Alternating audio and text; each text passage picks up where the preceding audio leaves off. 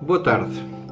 Hoje venho-vos falar de uma expressão idiomática inglesa, walk the talk, que entrou na linguagem da gestão e que se tornou de uma das características mais importantes de qualquer líder. A primeira vez que eu ouvi, trabalhava eu na indústria farmacêutica nos anos 90 e já nessa altura tinha a ver com a credibilidade dos líderes. Era uma expressão que era usada na altura para criticar aqueles líderes que não estavam alinhados com os valores da cultura. Ou seja, os líderes que diziam uma coisa e que faziam outra.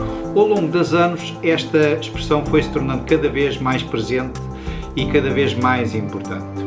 Hoje, chamemos-lhe liderar pelo exemplo, chamemos-lhe autenticidade. O que é verdade é que é fundamental para qualquer líder alinhar aquilo que faz com aquilo que diz. Um líder que diz uma coisa e faz outra é um líder que perde a credibilidade e fica sem condições para continuar a ser líder de uma equipe.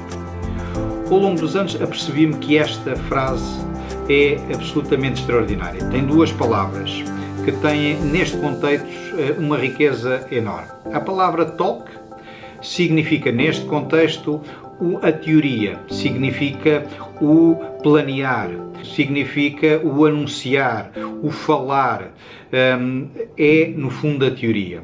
A palavra walk significa o concretizar, significa o alinhar, significa o executar. A junção destas duas palavras pode trazer essencialmente três tipos de empresas e é sintomático daquilo que se passa na vida das organizações hoje em dia. As primeiras empresas e também as primeiras pessoas são as empresas talk the talk. É aquele tipo de empresa que todos nós conhecemos, que se planeia muito, se programa muito, se anuncia muito, mas que depois nada daquilo que é planeado, daquilo que é anunciado se executa. São organizações que limitam-se a talk, talk, talk. Também há pessoas que fazem a mesma coisa. Talk, talk, talk. Fazem grandes planos de, por exemplo, de perder peso, mas nunca saltam para cima da passadeira. O segundo tipo de empresas são as empresas walk the walk. São empresas que, por muito que o mercado mude, elas fazem sempre a mesma coisa. Elas têm uma receita do passado, têm hábitos do passado, têm valores de cultura do passado e limitam-se, por muito que mude o mercado, a fazer exatamente a mesma coisa.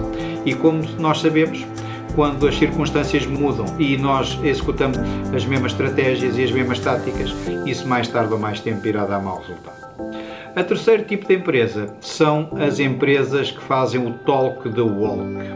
Ou seja, são empresas que se limitam a continuar a fazer aquilo que foram os seus sucessos do passado.